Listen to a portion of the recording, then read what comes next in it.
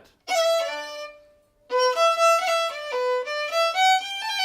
Això és un roll.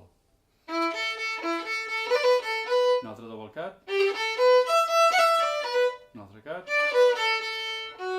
I a vegades posen notes de pas també, O sigui, el cat, el double cat és saltar dues notes, de si a re, per exemple.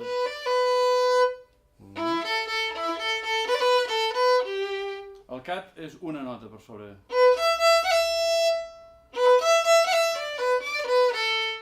Càmera lenta, el cat, com sonaria? En lloc de...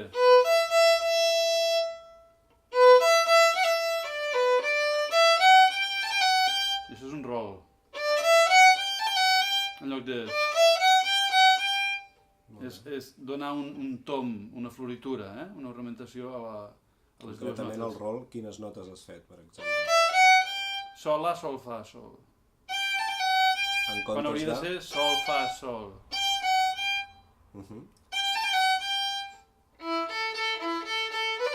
Un altre double cat. Un altre cat.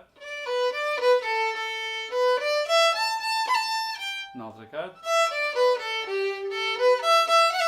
Un altre cat. Un altre roll. Un altre cat. I aquí una doble corda. En lloc de fer una corda, doncs dues cordes. Sona l'unisó. Sí, per tenir un altre color. Un altre cat. Entesos. Sí? Molt bé. I al final s'hi posa una doble corda. Queda més rústic així, potser? Sí. Hi ha un element que no ha sortit aquí, que és el portament. Per exemple, jo que sé, aquesta peça no, però n'hi ha una altra, que és el reel. A què li dius portament? Ah. Això en anglès li diuen slur. És una rastre, Slide, no? slide. Una slide. És una relliscada. Correcte.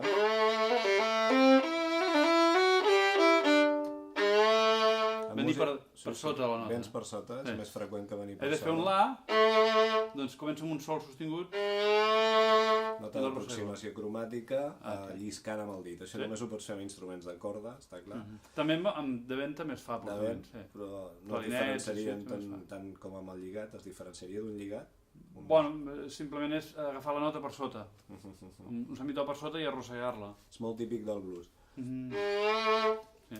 Estupendo, i després d'aquesta lliçó de música celta al violí amb els seus ornaments, tanquem la lliçó magistral d'en Jaume.